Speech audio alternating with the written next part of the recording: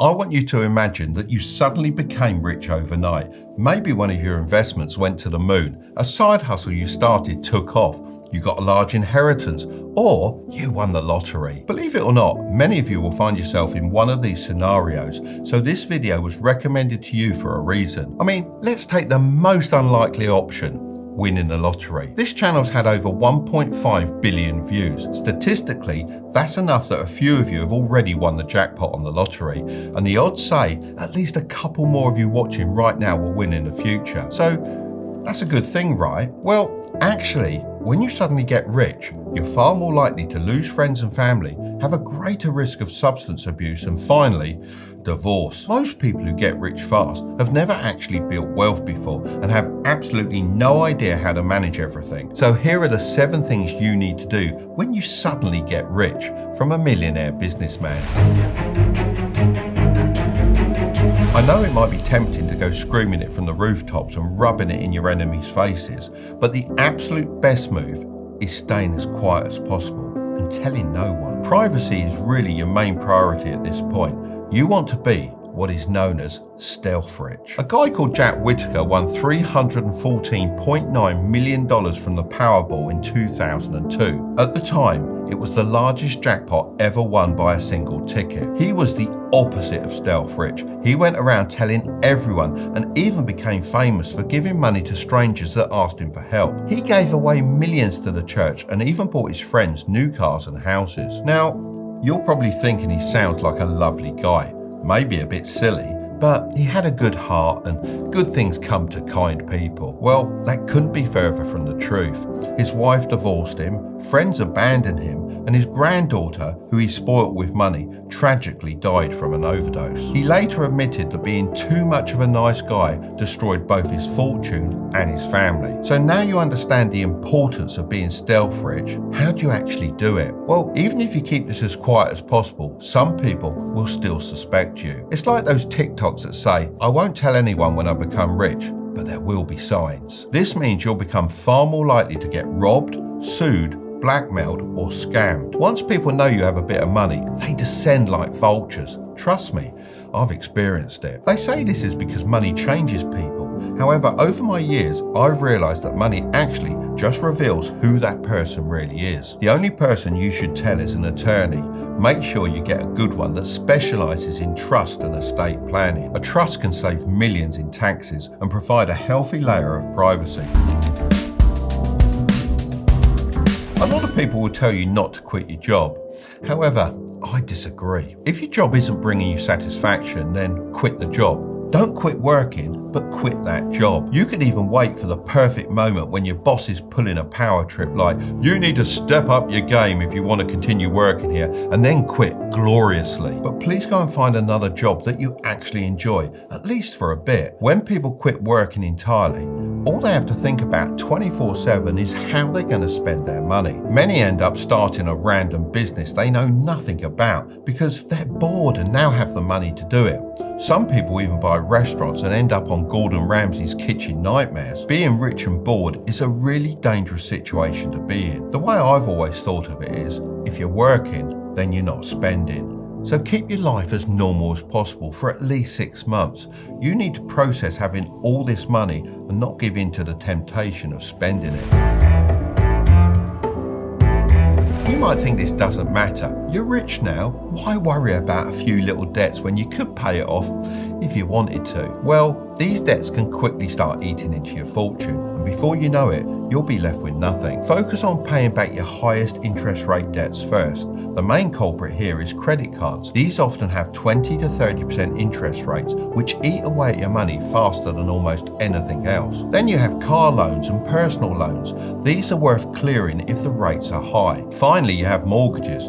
Paying off their house is often one of the first things people do after suddenly becoming rich. However, this might not actually be the best idea. If it's cheap debt, I'm talking 2 to 3%, it might be smarter to keep it and invest instead. This is because you should be able to get a better return from your investments, and that will offset the amount the debt is costing you. So focus on clearing that high interest debt. It's a guaranteed return. Unlike investing, which can go up and down, paying off debt is the same as earning that interest rate risk-free. So use this as a reset button, and once you're out of high interest debt, promise yourself never to fall back into that cycle. When you become rich all of a sudden, the people closest to you often feel entitled to a share of it because in their mind, you didn't earn it with honest hard work. They'll start asking for loans that they often don't intend to pay back, or even come up with genius business plans they need you to invest in. Trust me when I say the fastest way to lose family and friends is to lend them money. Just don't do it. They may resent you a little in the moment, but they'll get over it. That's far better than getting into a messy situation where everyone falls out. But what if you want to help out family and friends? Well, I have a simple rule. If someone I know asks me for help and they genuinely need it, then I give them the money and don't expect to ever be paid back. On one condition: they never ask me for money again. Can I have some money then, Mark? No, you're joking, and I pay you plenty. I recommend you do the same because you don't want people using you as their emergency fund. If you help them out once and they know they can come back for more, they're less likely to be responsible with their own money because they know you just bail them out again. I know this point sounds quite heartless, but it's really the opposite. Sometimes you have to be cruel to be kind. This will save you far more friendships than just being someone else's piggy bank. When most people get rich quickly, they still have a consumer mindset.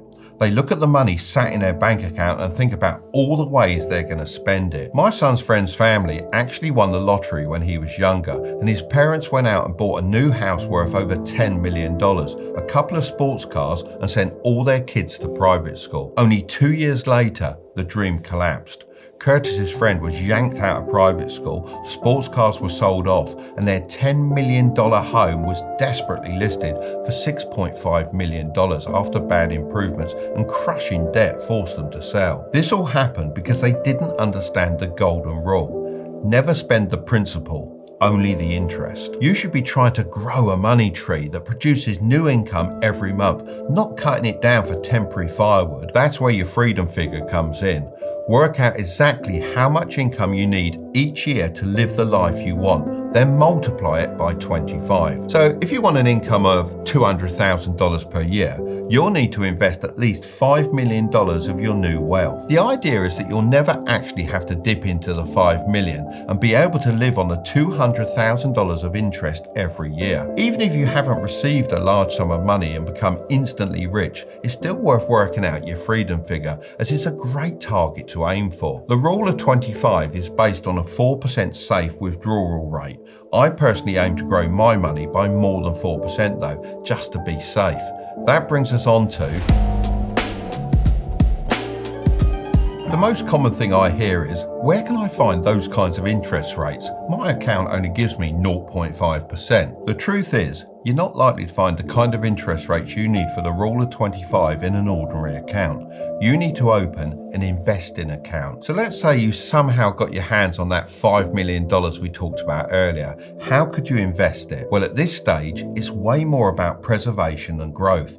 Of course, this does depend on your age and how much risk you want to take, but here's an example of how I would consider splitting it up. Remember, I'm not a financial advisor and this isn't financial advice. First of all, I'd put $1 million into a low-cost total stock market index fund, just like this one. It includes over 1,300 different stocks, so it's very diversified. Its top holdings are big companies like Apple, Microsoft, Amazon, Nvidia, and Alphabet. This is your long-term growth engine and has averaged about 9% per year over the last 20 years, but future returns could be higher or lower. On $1 million, that's around $90,000 a year. Second, I'd put $1 million into a low-cost total bond market index fund such as this one. A bond fund is a pool of loans you give to governments or companies. Instead of owning one bond, you own a basket of many, which pays you regular interest and is generally considered safer than stocks. This should help you with stability in the event of a market crash. Broad bond market indexes have averaged 4% returns per year. On $1 million, that's $40,000 a year. Third, I'd put $500,000 into residential real estate, like single-family homes, and another $500,000 into commercial real estate, like warehouses. I like this split, as residential real estate is great for property appreciation. US housing has historically grown at about 7% annually, so on $500,000, that's $35,000 a year. Commercial real estate is great for steady cash flow, as tenants normally stay for years and also maintain the property. If you buy right, then this historically gives returns of around 8% per year. So on $500,000, that's $40K a year. Fourth, I'd put $500,000 into blue chip crypto like Bitcoin and Ethereum. Bitcoin has been one of the best performing assets of the last decade, so it makes sense to have it in an investment portfolio. However, it is highly volatile and can go down just as fast as it goes up. So treating it as a 5 to 10% moonshot allocation makes sense. Bitcoin's last decade saw explosive gains of 49% annually, but past performance doesn't predict the future. So let's normalize it to a 10 to 15% range. $500,000 could average roughly 62.5K per year. Fifth, I'd put $1 million into a high interest savings account, such as this one from SoFi that offers up to 4.5%. On $1 million, that's $45K a year. Altogether, that example portfolio could generate around $312,500 per year in passive income if markets perform like their long-term averages. But remember, past performance is no guarantee of future results. If you want to get started building an investing portfolio, I actually reached out to Trading 212 to see if they wanted to sponsor this portion of the video. They agreed and are actually giving you a free fractional share worth up to £100 when you use the code Tilbury in the promo code section of the app. Don't wait to win the lottery to get started with this. Just get it set up now, and trust me, you'll thank yourself in the future. The ones paying very close attention will realise that I missed out $500K from that $5 million investment portfolio example. That's because you should spend that $500K on whatever you like. Call it fun money. I went through this stage and realised that having money isn't about Lambos or mansions. It's about never having to do things you don't want to do. Real wealth is waking up and deciding how to spend your day. Don't be like those lottery winners who blow it all chasing possessions, not freedom. The rich that stay rich are the ones who buy back their time. Once you've secured yourself, think beyond yourself and leave a legacy. If you want to learn exactly how to invest for beginners, then I'm going to leave that video right up there. But don't click on it just yet. Make sure to subscribe if you want to grow your wealth. Okay? I'll see you over there.